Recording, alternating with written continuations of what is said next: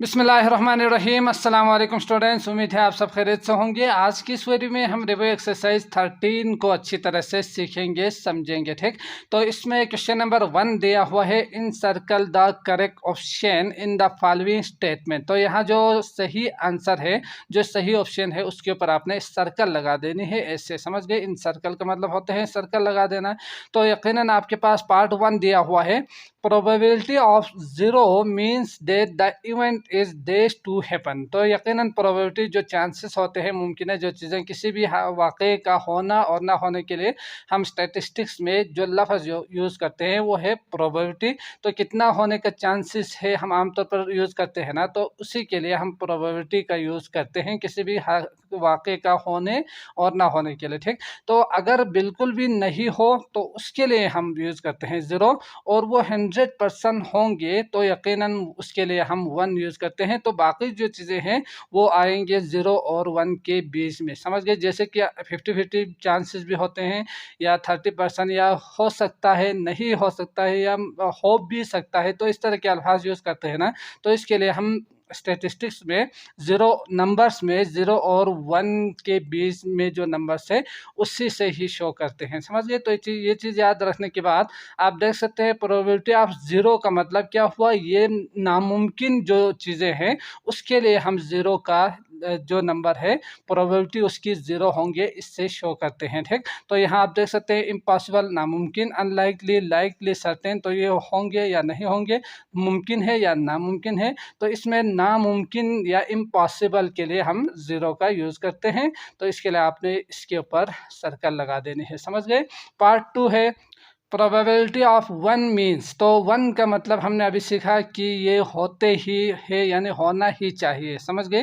तो 1 के लिए दैट इवन इज सर्टेन होना चाहिए यकीनन, तो ये लाजिमन होंगे। तो इसके लिए आपने इसका चूज़ कर देनी है। इसके बाद अगला है the set of all possible outcomes of an experiment. तो यकीनन जब आप कोई एक्सपेरिमेंट करते हो तो उसके बाद जो आपके पास रिजल्ट एक सेट की शक्ल में आएंगे, तो उसके लिए हम स्टेटिस्टिक्स में या मैथमेटिक्स में जो लफ्ज़ जो हम यूज़ करते हैं वो है क्या, इवेंट है, सैम्पल स्पेस है, फेवरेबल आउटकम्स है, कंबाइन आउटकम्स है। तो यकीनन वो क्या होते हैं, सैम्पल स्पेस ही होते हैं। उसको हम सैम्पल स्पेस का नाम देते हैं। जो पॉसिबल आउटकम्स होते हैं उनके लिए हम सैम्पल स्पेस ही कहते हैं। ठीक, इसके बाद अगला करते हैं 4।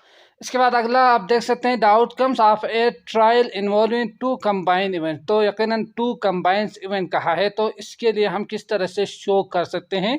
यहाँ अगर आप ऑप्शन देखेंगे तो ग्राफिकली, पाई चार्ट के ज़रिए, टेबल के ज़रिए, या ट्री डायग्राम के ज़रिए। तो एक्सरसाइज में हमने सीखा था कि इस तरह से हमने लाइन ड्रा किया था ना, तो ये क्या होते हैं, यकीनन ट्री की तरह ही होते हैं, दरख्त की तरह ही बन जाएंगे अगर आप इसको इस तरह से करेंगे। तो इससे हम क्या कहेंगे, ट्री डायग्राम कहेंगे। ठीक, तो इसके लिए आपने इसका जो ऑप्शन है इसका इंतखाब कर देनी है। इसके बाद अगला है the probability that a spinner will land on 5। तो स्पिनर जो कि गोल होते हैं, इसको घुमाते हैं ऐसे, है ना, तो इसके ऊपर नंबर लिखा हुआ होता है। तो ये 5 के ऊपर लैंड करेंगे, जहाँ 5 लिखा हुआ हो वहाँ। And A toss coin will show A head. तो जब आप टॉस करेंगे हेड और टेल, तो यकीनन हेड आने का जो चांसेस है उसके लिए हम प्रोबेबिलिटी में किस तरह से शो कर सकते हैं। तो यकीनन ये पहले है, ये बाद में है, तो इसके लिए आप P/5 पहले H बाद में लिखेंगे, समझ गए। तो ये चीज़ याद रखिएगा। तो अगर H पहले, ये यहाँ हेड पहले दिया हो, स्पिनर बाद में, तो ये आपने क्या करना है, 5 ये वाला ऑप्शन आपने चूज़ कर देनी है। तो यहाँ 5 पहले है, H बाद में, तो ये वाला आपका ऑप्शन सही होंगे। ठीक, नेक्स्ट जो सवाल है the chance that the event will happen is call. तो इवेंट किसी भी वाक़े का है, जो होने का जो चांसेस है ना, वो यकीनी बात है हो सकते हैं के लिए क्या आप यूज़ करते हैं, उसको आपने यहाँ बतानी है। तो हो सकते हैं, नहीं हो सकते हैं, या ज़रूर होंगे, या नहीं, यकीनन नहीं होंगे। तो ये अल्फाज अगर आप याद रखेंगे तो ये इजीली आप इसका ऑप्शन आप चूज़ कर पाएंगे। ठीक, तो the chance that the event will will happen कहा है, तो इसका मतलब होने का जो ज़्यादा चांसेस होते हैं वो आपने यहाँ चूज़ कर देने हैं। तो आउटकम्स, एक्सपेरिमेंट, रिजल्ट, लाइकलीहुड, तो यहाँ क्या होंगे, लाइकलीहुड होंगे। जैसे कि 50% तो दोनों के बराबर होंगे, 0 और 1 के यकीनन बीच में है, और 50 से आगे 1 तक के लिए जो नंबर्स होंगे ये लाइकलीहुड होंगे। समझ गए। इससे 0 से 50 तक के लिए अगला सवाल दिया हुआ है, तो वो देखते हैं। An event is this if it has low chance of happening, तो 50 से कम हो यानी कम चांसेस हो, बहुत ज़्यादा चांस नहीं होना, हो सकता है हम कहते हैं ना आमतौर पर, तो उसके लिए जो हम लफ्ज़ यूज़ करते हैं वो क्या है वो आपने बताने हैं। तो सर्टेन हमने सीखा, इम्पॉसिबल भी सीखा, तो लाइकली आ गए, तो अनलाइकली होंगे ये वाला, समझ गए। तो नहीं होने का चांस ज़्यादा हो, तो प्रोबेबिलिटी ज़्यादा हो, तो उसे हम अनलाइकली कहेंगे, समझ गए। The probability of drawing A queen from A pack of 52 playing card, तो 52 प्लेइंग कार्ड जो कि कार्ड ताश का पत्ता जो कि आप जानते ही होंगे, तो उसके अंदर 2 से लेके यानी 10 तक के जो नंबर्स होते हैं, और इसके साथ साथ जे, क्यू, के, और इसके साथ साथ ए का एक पत्ता होते हैं ना, तो इसमें आप जानते ही होंगे 52 टोटल पत्ते होते हैं इसके।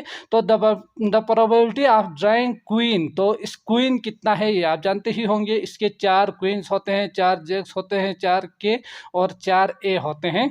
इसके बाद उन्होंने कहा है कि जो क्वीन आने का चांसेस है वो कितना है, टोटल उन्होंने 52 खुद दिया हुआ है, नहीं भी दिया हुआ हो तो आप प्लेइंग कार्ड में 52 होते हैं, ये आपको पता होना चाहिए, ठीक।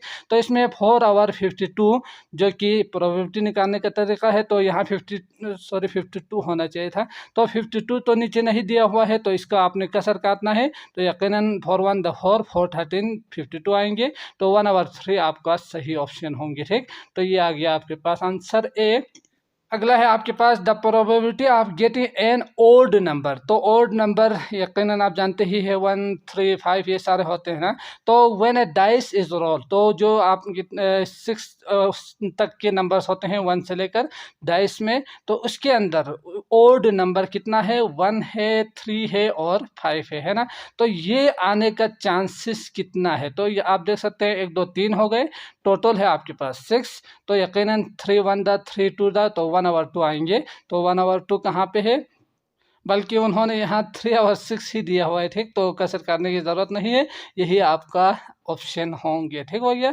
इसके बाद अगला आप देख सकते हैं the probability of getting prime number, तो प्राइम नंबर का मतलब क्या होते हैं, जो जिसका 2 ही फैक्टर बने हैं ना। तो when a dice is roll, तो 1 से लेकर 6 तक के जो नंबर्स होते हैं डाइस के, तो जब आप रोल करते हो उस वक्त प्राइम नंबर आने का चांसेस प्रोबेबिलिटी कितना है, तो चांस हम आमतौर पर यूज़ करते नहीं है, प्रोबेबिलिटी ही कहेंगे। तो 1 से लेकर 6 तक कितने प्राइम नंबर्स होते हैं, 2 हो गए, 3 हो गए, 5 हो गए, यही 3 प्राइम नंबर्स है ना। तो आपने करना क्या है, 3 डिवाइड बाई 6, तो 6 दिया हुआ हो तो ठीक, नहीं तो आप इसको कसर काटेंगे, 1 और 3 होंगे आंसर, समझ गए। तो ये आ गया आपके पास 1 और 3 इसका प्राइम नंबर आने का जो प्रोबेबिलिटी है जब आप एक डाइस को रोल करेंगे, तो वो है आपके पास 1 और 3, समझ गए। इसके बाद अगला जो क्वेश्चंस है वो करते हैं। तो सवाल है आपके पास, two an ordinary unbiased dice numbered 1 to 6 is thrown once, तो 1 से लेकर 6 तक के जो नंबर्स होते हैं उसके ऊपर यकीनन डाइस जो है वो आप जानते ही है, जब आप उसको थ्रो करते हो तो उसके ऊपर 1 से लेकर 6 तक के नंबर्स है, ये उन्होंने कहा है, वो क्या करेंगे, आप थ्रो करेंगे।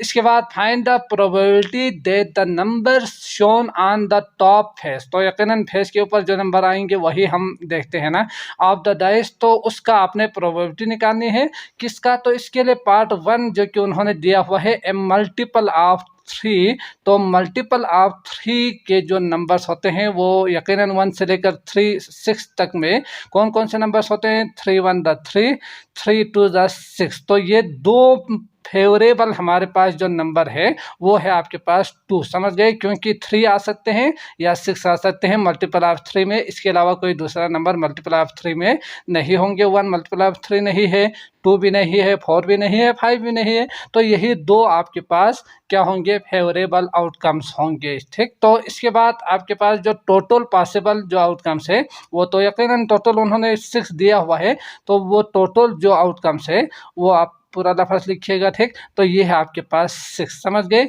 तो यकीनन आपने सीखा ही है कि जो प्रोबेबिलिटी निकालने के लिए फेवरेबल डिवाइड बाय टोटल कर देते हैं, तो इसके लिए आपने करना क्या है, यहाँ 2 है, 3 और 6 और डिवाइड बाय टोटल जो है वो 6, तो डिवाइड करेंगे 6 से, 2 1 जा 2, 2 3 जा, तो यकीनन 1/3 इसका आंसर आएंगे मल्टीपल ऑफ 3, तो ये यहाँ लिखना चाहिए था। ठीक, तो यहाँ लिखिएगा। इसके बाद अगला जो पार्ट है उन्होंने क्या कहा है, लेस देन 7 मतलब 7 से कम आने का जो प्रोबेबिलिटी है वो कितना है, तो यकीनन 1 से लेकर 6 तक 7 से कम ही नंबर्स है ना सारे, तो जो फेवरेबल नंबर्स है वो 6 होंगे और इसके बाद टोटल जो नंबर है वो भी 6 है। तो आपने करना क्या था, प्रोबेबिलिटी निकालने के लिए किसी भी जो इवेंट है उसका प्रोबेबिलिटी निकालने के लिए आपने क्या करना था, तो यहाँ आपने ये लिखना भी है, less probability of less than कितना, 7, समझ गए। तो ये निकालने के लिए आप तो फेवरेबल जो कि 6 है, टोटल जो कि दोबारा 6 है, तो डिवाइड करेंगे, कसर काटेंगे, 1 डिवाइड बाई 1 तो 1 आएंगे, समझ गए। तो इसका मतलब यकीनन इनमें से एक लाजिमन आएंगे, समझ गए। तो ये हमने सीखा था, सर्टेन करके ये चीज़ आपने याद रखनी है। अगला करते हैं क्वेश्चन नंबर 3। तो सवाल है, a bag contain 36 identical disc. तो एक बैग के अंदर 36 जो आइडेंटिकल मतलब एक जैसे डिस्क है, उसके अंदर मौजूद जो डिस्क है उसकी टोटल जो तादाद है वो है आपके पास 36 जो कि उन्होंने दिया हुआ है, समझ गए। 5 are mark with the letter V, तो वी जो मार्क किया हुआ है वो है 5।